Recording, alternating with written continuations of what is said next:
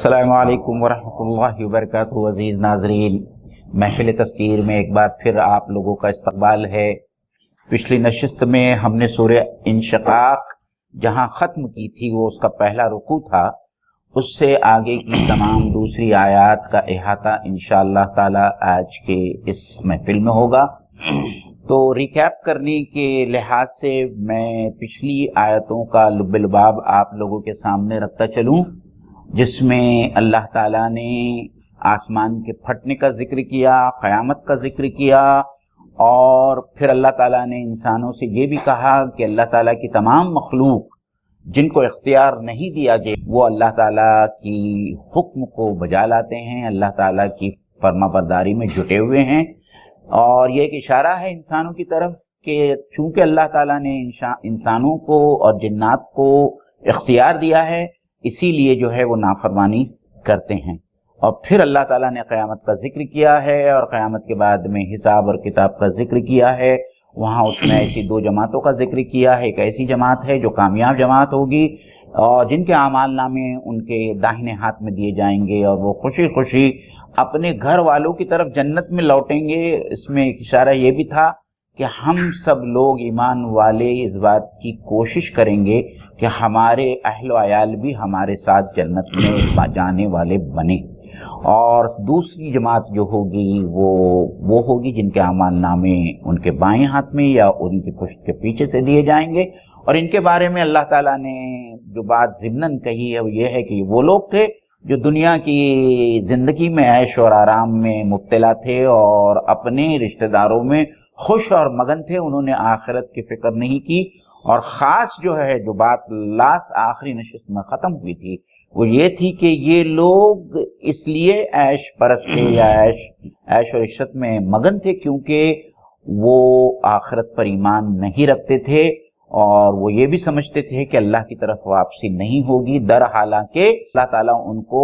دیکھ رہا ہے اور ان کے اعمال ثبت کیے جا رہے ہیں۔ یہاں پر جو ہے ہم نے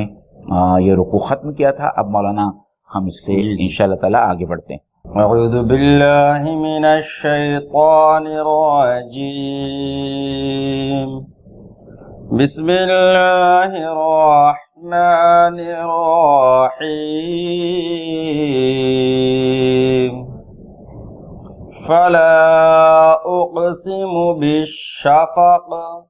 واللیل وما وسق والقمر اذا اتسق لتركبن طبقا عن طبق فما لهم لا يؤمنون وإذا قرئ عليهم القرآن لا يسجدون بل الذين كفروا يكذبون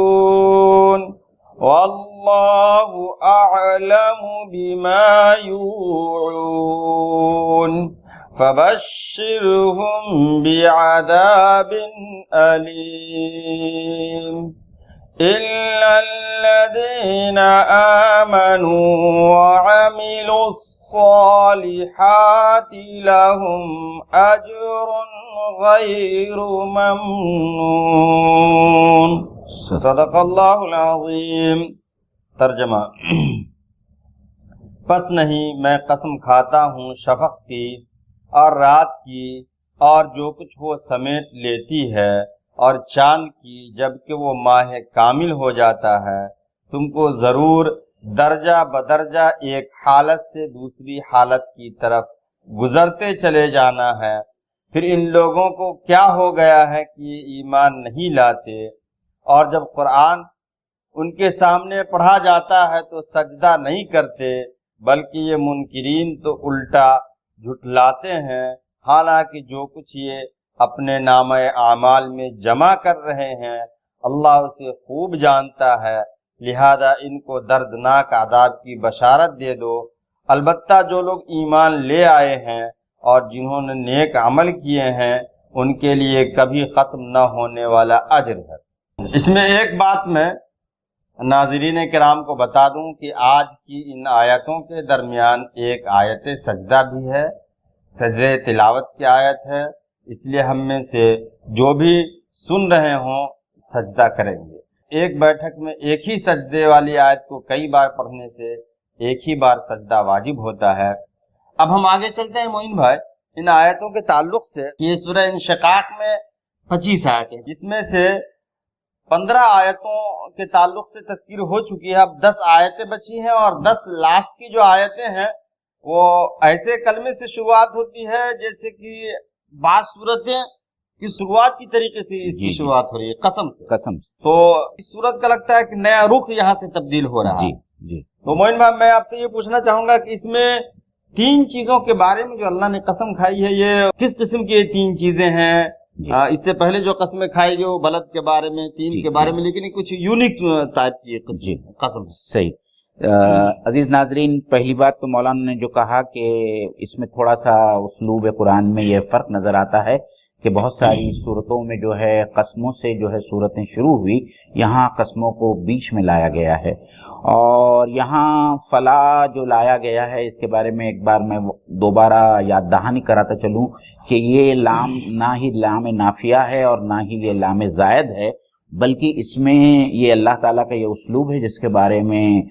لغت قرآن کے جتنے ائمہ گزرے ہیں انہوں نے کہا ہے کہ اللہ تعالیٰ کسی ایک تصور کی نفی یا تردید کرتے ہوئے جو ہے اپنی بات کو یا ان شہادتوں کو پیش کر رہا ہے، اور یہاں جو 3 شہادتیں اللہ تعالیٰ نے بطور دلیل پیش کی ہے مقسم علیہ پر، کہ جو آگے کی جو آیت ہے اس کے اوپر یہ 3 دلائل یا 3 دلیلیں یا 3 شہادتیں اللہ تعالیٰ نے پیش کی ہے۔ ایک تو شفق کی شہادت پیش کی ہے، مغرب یعنی سورج کے غروب ہو جانے کے بعد میں جو سرخی نظر آتی ہے افق کے اوپر، اس کو ہم شفق کہتے ہیں، تو یہ دن اور رات کے درمیان کا حصہ ہوتا ہے۔ اور پھر اس کے بعد میں اللہ تعالیٰ نے رات کی قسم کھائی ہے، اور ساتھ میں یہ بھی کہا ہے کہ وہ تمام چیزیں جس کو رات سمیٹ لیتی ہے اللہ تعالیٰ نے جو ہے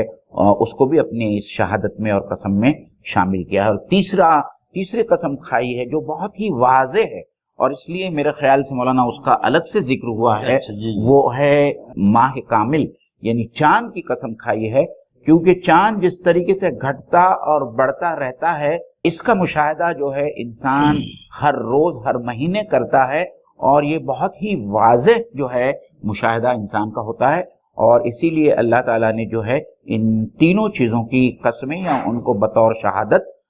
پڑھنے والوں کے سامنے رکھا ہے۔ اچھا، اس سے پہلے جو آیت ہم لوگوں نے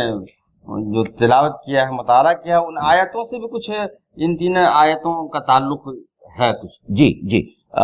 اللہ تعالیٰ نے جیسے کہ اس سے پہلے ایک آیت میں کہا تھا یا ایھا الانسان انک قادح الی ربک قدحا فملاقی، کہ اے انسان تو کشا اپنے رب سے ملنے کے لیے جو ہے وہ بڑھا جا رہا ہے۔ تو یہ بھی جس طریقے سے انسان کی زندگی جو ہے حیات مطلب پیدائش اور موت کے درمیان وہ تدریج جو ہم کو نظر آتی ہے، بچہ ہوتا ہے، لڑکپن ہوتا ہے، پھر وہ جوان ہوتا ہے، جوان کے بعد میں وہ بوڑھا ہوتا ہے اگر اس کی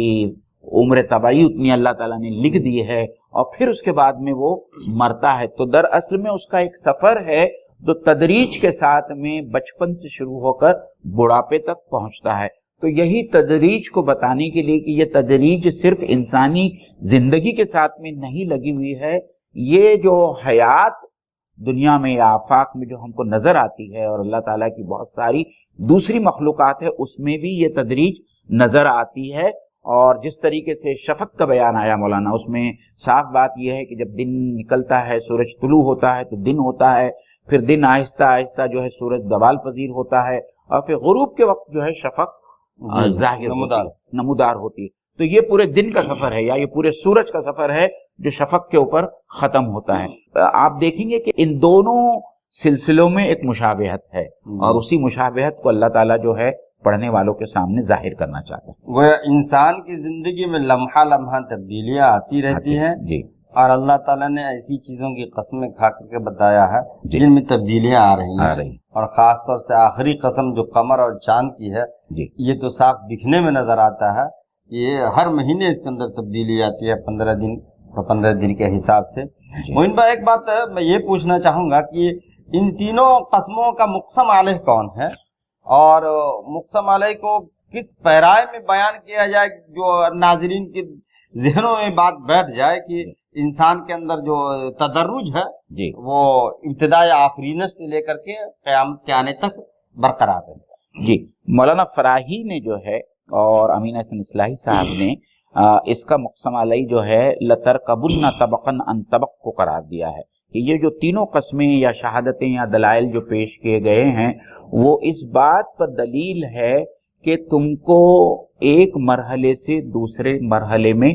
گزرنا ہے۔ اور انہوں نے یہ بھی لکھا ہے اور اس پر بہت زور دیا ہے کہ جس طریقے سے انسان جو ہے بچپن سے پیدائش سے لے کے بڑھاپے تک جو ہے مختلف مراحل سے گزرتا ہے، اس طریقے سے اس زندگی کے ختم ہو جانے کے بعد میں یعنی موت کے بعد میں اس کی زندگی کا سفر ختم نہیں ہوتا، دوسرا مرحلہ برزخ کا ہے اور تیسرا مرحلہ جو ہے وہ یوم آخرت ہے جس دن حساب اور کتاب ہوگا، اور پھر اس کے بعد میں ایک نئی زندگی شروع ہوگی جو ہمیشہ لازوال اور جو ابدی زندگی ہوگی۔ تو یہاں جو ایک مرحلے سے دوسرے مرحلے میں انسان کو لے جایا جائے گا اس کے اوپر یہ شہادتیں اور یہ دلائل اللہ تعالیٰ نے پیش کی۔ گویا کہ یہ جو ہے جی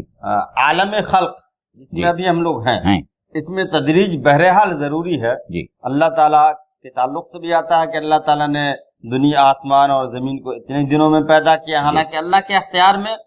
تو بس کن اور فیکون، لیکن یہ ہم لوگوں کو بتانے کے لیے کہ عالم خلق میں ہم ہیں تو تدریج ضروری ہے۔ جی اور عالم امر میں جہاں فرشتے اور روحیں ہیں وہاں پھر زمان و مکان سے یہ بالاتر ہے وہ عالم امر۔ جی تو عالم خلق میں ہم ہیں تو اس میں تدریج ضروری ہے۔ معین بھائی ایک بات اور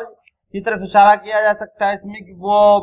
روحانی طور سے جو اچھائی یا خرابی آتی ہے جی اس میں بھی تدریج ہوتی ہے۔ جی جی یعنی کوئی شخص گمراہ ہوتا ہے تو یکبہ گمراہ نہیں ہوتا ہے، بلکہ اس کے ذہن میں اور دل میں وہ سب خرابیاں دھیرے دھیرے پنپتی رہتی ہیں اور آخر میں جا کر کے وہ انکار پر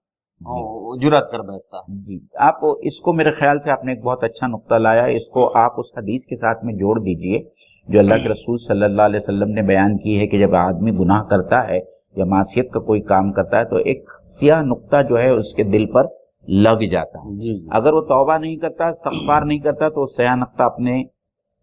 حجم کو بڑھانے لگتا ہے، حجم کو بڑھانے لگتا ہے۔ تو وہ جو حجم جو بڑھتا ہے وہ سیاہ نقطے کا، اور یہاں تک کہ وہ پورے دل کے اوپر جو ہے وہ دل کو سیاہ کر دیتا ہے، جو اس کی بدبختی کی نشانی ہے، یا اللہ تعالیٰ اس کے اوپر جو ہے اپنی ختم یا مہر لگا دیتا ہے کہ اس کے بعد میں اس کو توفیق نہیں ملتی، تو یہ کام بھی جو ہے وہ بتدریج ہی ہوتا ہے۔ اور ایمان کا بھی معاملہ ایسا ہی ہے کہ جیسا ہم ایمان کے لیے جتنی محنت کریں اتنا ہمارا ایمان اور مضبوط ہوتے رہتا ہے، اور وہ ایک بڑی طویل بحث ہے کہ ایمان گھٹتا الایمان یزید و ایمان گھٹتا بھی ہے اور بڑھتا بھی ہے، تو اس میں بھی تدریج ہم کو نظر آتی ہے۔ جی اور عبادات کے کرنے کے بعد اگر دوسری عبادت کی توفیق مل رہی ہے تو گویا کہ یہ عبادت قبول ہوئی تو یہ بھی تدریج کا جی جی تو گویا کہ لترکبن طبقا عن طبق، یہ مادی طور سے بھی ہم اس پہ غور کر سکتے ہیں، سوچ سکتے ہیں، اور روحانی طور سے۔ جزاک اللہ۔ اس کے بعد کی آیت جو ہے فما لهم لا یؤمنون، اللہ تعالیٰ یہ ہم انسانوں کو احساس دلا رہا کہ آخر انہیں کیا ہو گیا کہ ایمان نہیں لاتے۔ اب آگے آیت سجدہ ہے، اس کے تعلق سے میں یہ پوچھوں گا کہ آیت سجدہ قرآن میں کتنی ہے اور کیا آیت سجدہ پہ سجدہ کرنا ضروری ہے؟ پھر آیت سجدہ کا بیک گراؤنڈ کیا ہے؟ کہیں اس سے پہلے بھی مذہب اسلام کے آنے سے پہلے بھی رائج تھا، اور رائج تھا تو وہ کون سا سجدہ تھا؟ جی تو عزیز ناظرین، چونکہ ہم اس آیت سجدہ پر آئے ہیں تو ہم لوگوں نے سوچا کہ ہم اس کا فائدہ اٹھاتے ہوئے ناظرین کے سامنے تلاوت میں جو سجدے آتے ہیں اس کے بارے میں کچھ مزید گفتگو ہم کریں گے انشاءاللہ تعالی۔ اللہ کے رسول صلی اللہ علیہ وسلم جب نماز پڑھاتے تھے اور کبھی کبھی جو ہے قرآن مجید کی کسی آیت پر آپ سجدہ کرتے تھے، اور بہت سارے اصحاب سے، جیسا اس سجدے کے بارے میں حضرت ابو ہریرہ سے ایک روایت منقول ہے جس میں حضرت ابو ہریرہ نے نماز میں اس آیت کی تلاوت کی اور سجدہ کیا، اور بعد میں اپنے مقتدیوں سے کہا کہ میں نے اللہ کے رسول صلی اللہ علیہ وسلم کے ساتھ میں نماز پڑھی اور آپ نے اس آیت کے پر جو ہے سجدہ کیا۔ تو جہاں جہاں اللہ کے رسول صلی اللہ علیہ وسلم سے قرآن مجید کے مختلف مقامات جو ہیں قرآن مجید میں اس پر سجدہ کرنا جو ہے وہ اللہ کے رسول صلی اللہ علیہ وسلم سے ثابت ہے، اور انہی روایات کی روشنی میں احناف کے درمیان سجدہ تلاوت واجب ہے، اور شوافع کے درمیان کے نزدیک جو ہے سجدہ تلاوت جو ہے وہ سنت ہے۔ صرف سورہ حج میں جو 2 سجدے ہیں، دوسرا سجدہ جو ہے مختلف بھی ہے کہ شوافع جو ہیں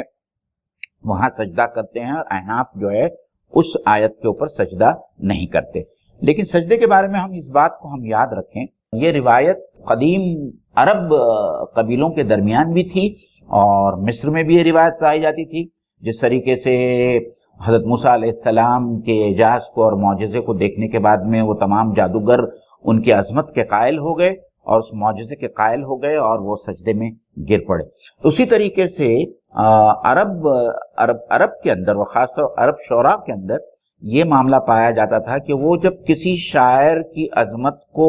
سمجھتے تھے تو اس کے اعترافاً یا اس کے اعتراف میں جو ہے وہ سجدے میں گر جاتے تھے۔ حضرت لبید کے بارے میں آتا ہے کہ جو ایک بہت مشہور شاعر تھے اور جن کے اشعار خانہ کعبہ کے اوپر آویزاں کیے جاتے تھے۔ ہر کسی کو یہ اختصاص حاصل نہیں ہوتا تھا، یہ پریویلیج ہر کسی کو حاصل نہیں ہوتا تھا، بہت چند لوگوں کو یہ پریویلیج ہوتا تھا کہ ان کی عبارتیں یا ان کے اشعار جو ہے خانہ کعبہ کے اوپر آویزہ کیے جاتے تھے۔ تو ان کا ایک شعر تھا جو وہ خانہ کعبہ پہ آویزہ کیا گیا، تو تمام عرب شعراء جو ہے اس کی عظمت کے اعتراف میں جو ہے وہ سجدے میں گر پڑے۔ تو یہ دراصل میں عظمت کا اعتراف ہے۔ لیکن آپ کو یہ سن کر بہت تعجب ہوگا، اور یہ اسی سے جو ہے فما لہم لا یؤمنون جو ہے میں جوڑنا چاہوں گا کہ حضرت لبید نے جو ہے قرآن مجید پر ایمان لایا اور پھر انہوں نے شاعری بند کر دی۔ تو لوگوں نے، ان کے دوستوں نے ان سے پوچھا کہ اے لبید اب تم نے شاعری کیوں بند کر دی؟ تو جو حضرت لبید کا جو جواب تھا افبعد القرآن، انہوں نے یہ جواب دیا کہ کیا قرآن آنے کے بعد میں بھی میں شاعری کروں؟ یعنی اتنا ایک فصیح اور بلیغ اور اتنا پر حکمت کلام اللہ تعالیٰ کی طرف سے نازل کیا گیا ہے، اور میں اس کے بعد میں شاعری کرنے کی کیسی جرات کر سکتا ہوں؟ اور حضرت لبید رضی اللہ تعالیٰ عنہ نے جو ہے شاعری کرنا بند کر دی۔ تو یہی میرے خیال سے ہم اس سے جوڑتے ہیں کہ اللہ تعالیٰ ان تمام لوگوں سے مخاطب ہو کر کہتا ہے اور ہم سے کہتا ہے کہ کیا ہو گیا ان لوگوں کے کہ قرآن مجید جیسے فصیح بلیغ پر حکمت اور نصائح سے پر کلام کو پانے کے بعد میں بھی یہ لوگ اس پر ایمان نہیں لاتے ہیں۔ اور قرآن مجید میں دوسری جگہ پہ بھی کہا گیا قرآن مجید کے آ جانے کے بعد میں بھی یہ ایمان نہیں لائیں گے تو آخر کس بات پر وہ ایمان لائیں گے؟ اللہ تعالیٰ نے وہاں پہ بھی جو ہے بہت ہی تعجب اور بہت ہی حسرت کا اظہار کیا ہے ان لوگوں پر جو قرآن مجید پر ایمان نہیں لاتے اور جو ایمان کی دعوت کو رد کرتے رہے۔ تو یہ سجدہ کرنا احناف کے نزدیک واجب، اس کا نام سجدہ تلاوت ہے، اور شوافع کے نزدیک واجب نہیں ہے، سنت ہے۔ اور مولانا نے جس طریقے سے کہا کہ یہ آیت بار بار بھی اگر پڑھی جائے ایک ہی بیٹھک میں، ایک ہی نشست میں، تو صرف ایک ہی بار سجدہ کرنا اس کے لیے ضروری ہے۔ جتنی بار آپ آیت پڑھیں اتنی بار سجدہ کرنا ضروری نہیں ہے۔ بل الذین کفروا یکذبون، بلکہ جن لوگوں نے کفر کیا وہ جھٹلاتے ہیں۔ جھٹلانے سے مراد اللہ، رسول، قیامت، آخرت، یہ تو واضح ہے، ہر چیز کو جھٹلاتے ہیں۔ مطلب اللہ تعالیٰ مولانا یہ کہنا چاہتے ہیں کہ ہونا تو یہ چاہیے تھا کہ وہ ایمان لاتے، اس صحیفے پر ایمان لاتے اور اللہ کے رسول صلی اللہ علیہ وسلم پر ایمان لاتے، آخرت پر ایمان لاتے، اور اتنے سارے معجزات انہوں نے اللہ کے رسول صلی اللہ علیہ وسلم کے ہاتھوں پر دیکھے، اور پھر قرآن مجید بذات خود ایک زندہ معجزہ ہے جو قیامت تک جو ہے معجزہ رہنے والا ہے۔ اللہ کے رسول صلی اللہ علیہ وسلم نے بھی اس سلسلے میں صراحت کی ہے، اور علماء اور محدثین نے بھی یہی کہا ہے کہ اللہ کے رسول صلی اللہ علیہ وسلم کو جو حصی معجزے دیے گئے، ان حصی معجزوں سے بڑھ کر جو علمی معجزہ، جو زندہ معجزہ اللہ کے رسول صلی اللہ علیہ وسلم کو دیا گیا وہ اللہ کی کتاب ہے، کیونکہ حضرت موسیٰ علیہ السلام کے تمام حصی معجزے حضرت موسیٰ علیہ السلام کے ساتھ میں ختم ہو گئے، حضرت عیسیٰ علیہ السلام کے تمام حصی معجزات جو ہے حضرت عیسیٰ علیہ السلام کے ساتھ میں ختم ہو گئے۔ اللہ کے رسول صلی اللہ علیہ وسلم گو کہ آج ہم میں موجود نہیں ہے، لیکن ان کا یہ علمی معجزہ جو ہے ہم میں آج بھی موجود ہے اور قیامت تک موجود رہے گا، اور اس معجزے کی وجہ سے اور بہت سارے لوگ دین میں داخل ہو گئے اور ایمان اور ہو رہے ہیں جو لوگ اس پہ تدبر کر رہے ہیں، تفکر کر رہے ہیں، وہ قرآن مجید پر ایمان لا رہے ہیں۔ ہمارے سامنے گیری ملر اور ڈاکٹر کیت مور اور ایسے بہت سارے اصحاب دانش جو مغرب سے جن کا تعلق ہے، ان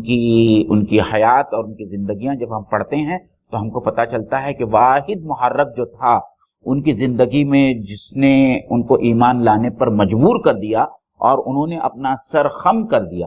اب آگے چلتے ہیں، واللہ اعلم بما یوعون، کہ اللہ سب سے زیادہ جانتا ہے جو وہ محفوظ کر رہے ہیں، جمع کر رہے ہیں۔ اس آیت میں کیا ہم لوگوں کو پیغام دیا جا رہا ہے اللہ؟ یوعون کے اندر جو ہے وہ تمام چیزیں شامل ہیں مولانا۔ آپ نے ترجمہ جو صرف یہ کیا کہ اعمال، تو یہاں بعض مفسرین نے لکھا ہے کہ اعمال بھی جمع کر رہے ہیں، مال بھی جمع کر رہے ہیں، اور اعمال کے نتائج بھی جمع کر رہے ہیں۔ اچھا جی، تینوں چیزوں کو اللہ تعالیٰ نے صرف ایک لفظ کے اندر جو ہے سمیٹ لیا کہ یہ جو کچھ جمع کر رہے ہیں، چاہے وہ مال ہے، خزانے ہیں، اور آج کل تو مال اور دولت کو جو ہے مختلف تعبیرات ہیں ان کے لیے، جو ہے لوگوں کے اپنے بینک کے اسٹیٹمنٹس ہوتے ہیں اور شیئرز ہوتے ہیں اور نہ جانے کوٹھیاں ہوتی، تو یہ تمام چیزیں جو ہے وہ مال اور اس کا زر جس کو کہتے ہیں، ہاں، وہ سب چیزیں اس میں شامل ہے، لیکن اس کے ساتھ میں ان کے اعمال بھی شامل ہیں۔ اور اعمال صرف اعمال شامل نہیں ہیں، مولانا میرے خیال سے صاحب معارف القرآن نے یہ بھی لکھا ہے کہ اعمال کے جو نتائج ہوں گے وہ بھی اس کے ساتھ میں شامل ہے، جو اعمال انہوں نے اس دنیا میں کیے ہیں اس کا نتیجہ تو ان کو آخرت میں ہی سامنے آنے والا ہے۔ جی، وہ سب کے سب اکٹھا کر رہے ہیں، اکٹھا کیا جائے گا۔ اچھا، یہ یوعون سے اوعا یوعان کی میننگ آتی ہے یاد کرنا، محفوظ کرنا، ذہن میں محفوظ کرنے کے لیے عام طور سے استعمال ہوتا ہے۔ وہ اس سے پہلے سورہ حاقہ میں ہے تقریباً، تعیہا اذن واعیہ، یعنی یاد کرنے والے کان جو ہے اس کو یاد کریں گے۔ اور ایک حدیث ہے حجۃ الوداع کے موقع سے جو رسول اللہ صلی اللہ علیہ وسلم نے کہا تھا، الا فلیبلغ الشاہد الغائب، اس کے بعد ہے فرب مبلغ اوعا من سامع، بہت سارے ایسے افراد جن تک بات پہنچائی جائے وہ زیادہ یاد کرنے والے ہوتے ہیں، محفوظ کرنے والے ہوتے ہیں ذہن میں سننے والے کے مقابلے میں۔ تو وہاں پہ اوعا کا لفظ آیا ہے، یعنی زیادہ یاد کرنے والے۔ تو اس سے یہ پتہ چلتا ہے کہ یہ الفاظ جو استعمال ہوتے ہیں وہ غیر مادی چیز کے لیے، یاد کرنے اور محفوظ کرنے والی چیز کو۔ تو خیر، آپ نے جو بتایا کہ وہ مال، دولت، دوسری چیزیں بھی ہے، لیکن اگر ہم اس کو اس حساب سے بھی دیکھیں کہ آج کل جو مال کی حیثیت ہے وہ پہلے زمانے کے مقابلے میں بہت مختلف۔ پہلے مال جو ہے چیز ہوا کرتے تھے، یا سونے چاندی بھی ایک وہ ویٹڈ چیز ہوتی تھی، اور آج کل جو ہے 50 لاکھ روپے آدمی کے پاس پرچی میں ہے، وہ اوعا میں آ سکتا، پرچی میں ہے، وہ مالک ہے، کروڑوں کا مالک ہے، اور اب تو پرچی بھی لینے کی ضرورت نہیں ہے، بینک اکاؤنٹ میں جو ہے موبائل پہ جو ہے موبائل پہ اپنا بیلنس چیک کیا اور اوعا جو ہے یاد ہو گیا،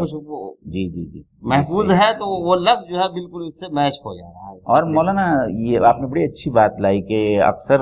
مسلمانوں کو بھی جو ہے جو مغرب زدہ مسلمان ہے وہ اکثر اس قسم کا سوال اٹھاتے ہیں کہ جو کرامن کاتبین ہے، ایک انسان کی عمر 70 80 100 سال 200 سال ہوتی ہے، اور ہر پل تو اگر ہم سیکنڈ میں گنے جائے تو لاکھوں اور ملینز آف سیکنڈ جو ہوتے ہیں اس میں انسان کام کرتا ہے، تو یہ فرشتے جو ہے جن کے پاس میں اعمال نامہ ہے جس پر لکھ رہے ہیں، تو اتنا سب کچھ کس طریقے سے ذخیرہ کیا جا سکتا ہے؟ تو یہ سوال تو اٹھ سکتا تھا ان ذہنوں میں جو 1400 سال پہلے تھے۔ آج کے لوگ جو دیکھ رہے ہیں کمپیوٹر اور آئی ٹی ٹیکنالوجی کو، وہ جانتے ہیں کہ ایک چھوٹے چھوٹے چپ کے اندر جو ہے ہزاروں کتابوں کو جو ہے وہ سمویا جا سکتا ہے۔ ٹیرا بائٹس کی ہم آج کل بات کر رہے ہیں کہ ایک چھوٹے چھوٹے چپ کے اندر ٹیرا بائٹ کی جو ہے کیپیسٹی ہوتی ہے، جس میں ایک ساتھ میں جو ہے کئی سینکڑوں کتابوں کو جو ہے محفوظ کیا جا سکتا ہے۔ تو جب یہ انسان کے لیے اتنا آسان ہو گیا تو اللہ کے لیے تو یہ کوئی بڑی بات پہلے بھی نہیں تھی اور آج بھی نہیں، لیکن آج اس کو سمجھنا آسان ہو گیا۔ بلکہ آپ نے سیکنڈ کی بات کہی، اور سیکنڈ کے بھی کئی وہ قسطوں میں تقسیم کیا جا سکتا ہے. جی. وہ ٹائمر وغیرہ لگائیں تو دیکھیے 1 سیکنڈ کے کتنی قسطوں میں تقسیم کرتے ہیں. تو جب ابھی کا ذہن جو ہے جس کو اللہ نے پیدا کیا، جس انسان کو، اس کا ذہن جب سیکنڈوں کو کئی حصوں میں تقسیم کر سکتا ہے اور اس کا ریکارڈ بھی رکھ سکتا ہے، تو پھر انسان، بلکہ بعض لوگوں نے تو کمپیوٹر کے سرعت کو اور انسانی دماغ کی سرعت کا میچ بھی کیا کہ کتنا سرعت کے ساتھ انسان کا دماغ جو ہے دیکھنے والی چیز کو انسان کے آنکھ الٹی دیکھتی ہے جی، اور اس کو پتا بھی نہیں چلتا کہ وہ اس کے جو ریٹینا کے اوپر جو اس کی تصویر بن رہی ہے وہ الٹی بن رہی ہے اور وہ دماغ تک پہنچتی ہے اور دماغ اس کو سیدھا کر کے بتاتا ہے. تو یہ درمیان کا جو وقفہ ہے وہ اتنا کم ہے کہ انسان کو کبھی کوئی چیز الٹی نظر آتی ہی نہیں، اس کو جو نظر آتی ہے وہ سیدھی نظر آتی ہے. تو وہ خالق جو ہے پھر سبحان اللہ، فبأي آلاء ربكما تكذبان. بس ہم اس جو لوگ اعتراض کرتے ہیں کہ آخر کہاں تک ریکارڈ رکھیں گے، ان کو خود اپنی جسموں پہ غور کرنا چاہیے. وفی الآفاق وفی انفسہم کا لفظ ہے افلا تبصرون، کیا تم نہیں دیکھتے. اس کے بعد آگے کیا ہے، فبشرہم بعذاب علیم،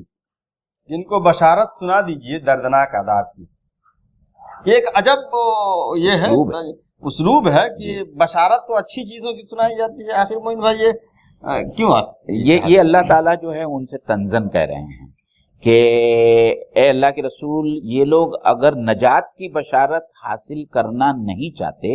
اور اس پر آمادہ نہیں ہے تو ان کو بشارت دے دو ایک دردناک عذاب کی. اور قرآن مجید میں یہ اسلوب کہیں اور دوسری جگہوں پہ بھی آیا ہے، جیسے سورہ دخان کے اندر اللہ تعالیٰ کہتا ہے ذق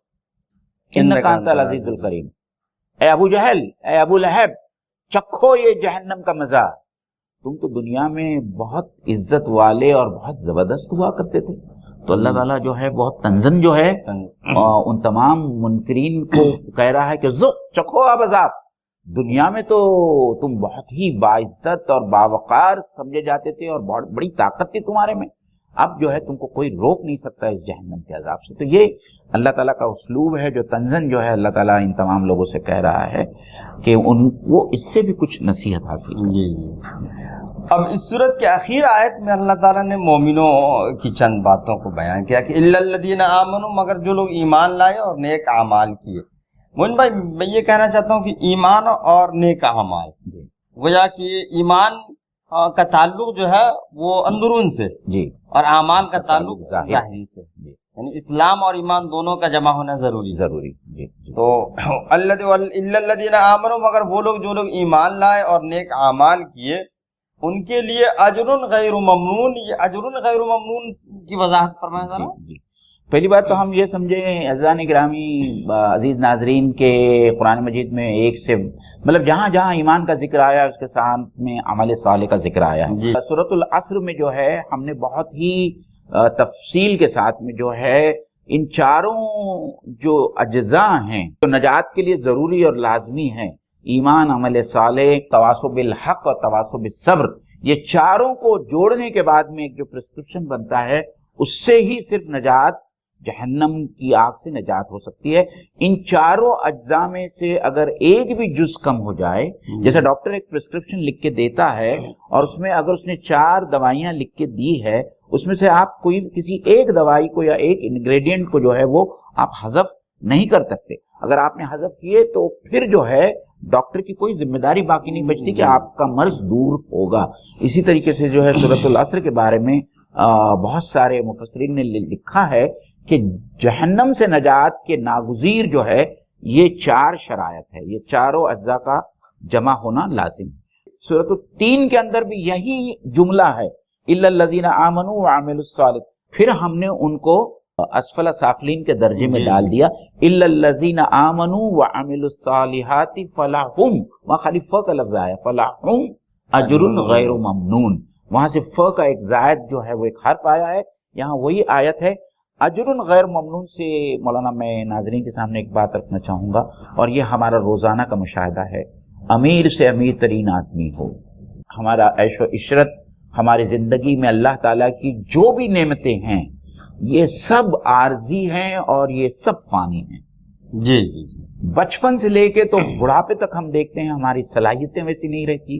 بڑھاپا آنے کے بعد میں ہماری طاقت ویسی نہیں رہتی ہے، ہم جن چیزوں کو بہت انجوائے کرتے تھے وہ بڑھاپے میں آنے کے بعد میں ہم وہ چیزوں کو انجوائے نہیں کر سکتے۔ دولت کسی کے ساتھ میں ہمیشہ نہیں رہتی، شہرت کسی کے ساتھ میں ہمیشہ نہیں رہتی، عزت اور اقتدار سب کے ساتھ میں نہیں ہوتا۔ ہم دیکھتے ہیں کہ کس طریقے سے پی ایم بدلے جاتے ہیں اور بدلتے ہیں۔ تو اللہ تعالیٰ جو ایک یہاں بہت بڑا جو انسینٹیو اور جو موٹیویٹ کرنا چاہتا ہے انسانوں کو، وہ یہ ہے کہ صرف جنت ہی ایک ایسی جگہ ہے اور جنت کی زندگی ہی ایک ایسی زندگی ہے جہاں کی تمام نعمتیں، تمام لذتیں جو ہے وہ ابدی ہوں گی اور ہمیشہ ہمیشہ انسان کے ساتھ میں رہے گی۔ انسان ہمیشہ جوان رہے گا، ایک مرد میں 100 مردوں کی طاقت ہوگی، اور جنت کے جو مختلف احوال قرآن مجید میں اور احادیث میں آئے ہیں ہم ان کا خیال رکھیں کہ یہ تمام عیش و عشرت کے سامان، یہ بالا خانے، یہ حوریں اور یہ مشروب سے بھرے ہوئے جو ہے جام اور نہ جانے وہ لباس، اور اللہ نے اور اللہ کے رسول نے کتنی اور چیزیں جو ہے جنت کے بارے میں، بس یہی کہنا کافی ہے جو اللہ کے رسول صلی اللہ علیہ وسلم نے کہا کہ جنت میں وہ تمام چیزیں ہیں جس کا تصور بھی جو ہے انسان کر نہیں سکتا، اور نہ کسی آنکھ نے دیکھا، نہ کسی کان نے سنا، اور نہ کسی کے ذہن میں اس کا تصور آیا۔ تو اب اس سے زیادہ ہم جنت کی نعمتوں کے بارے میں اور کیا کہہ سکتے ہیں؟ تو اللہ تعالیٰ یہاں واپس ہماری یاد دہانی کرا رہا ہے کہ یہ سب غیر فانی، ابدی، لازوال نعمتیں ہیں جو دنیا میں حاصل نہیں ہو سکتی، چاہے آپ کتنا بھی بڑا انسان بن جائیں، کتنے بھی طاقتور ہوں، کتنے بھی مالدار ہوں، یہ تمام غیر فانی لذتیں اور عیش و عشرت کے سامان ابدی اور لازوال طور پر صرف جنت میں حاصل کی جا سکتی ہے۔ تو پھر آئیے آپ اس کی طرف واپس، اسی آیت کی طرف کہ سابقوا الی مغفرۃ من ربکم، تو پھر مسابقت کرو، دوڑو، کمپیٹ کرو اللہ کی مغفرت کی طرف اور اس جنت کی طرف جس کی وسعت جو ہے زمین اور آسمانوں سے زیادہ ہے۔ عزیز ناظرین، اس کے ساتھ میں ہی جو ہے الحمدللہ سورہ انشقاق کی تفسیر مکمل ہوئی۔ ہر جمعرات کی طرح اگلے جمعرات کو بھی انشاءاللہ تعالیٰ 9:30 بجے ہم حاضر رہیں گے۔ انشاءاللہ تعالیٰ ربیع الاول کا مہینہ شروع ہونے جا رہا ہے، تو سیرت سے متعلق جو ہے ہم بہت سارے پروگرام نشر کرنے والے ہیں، تو ہمارے ساتھ میں جڑے رہیں، ہمارے چینل کو سبسکرائب کریں۔ اللہ تعالیٰ سے دعا ہے کہ اللہ تعالیٰ قرآن مجید کو سمجھنے اور اس پر عمل کرنے کی ہم سب کو توفیق عطا فرمائیں۔ وآخر دعوانا ان الحمدللہ رب العالمین۔ السلام علیکم ورحمۃ اللہ وبرکاتہ۔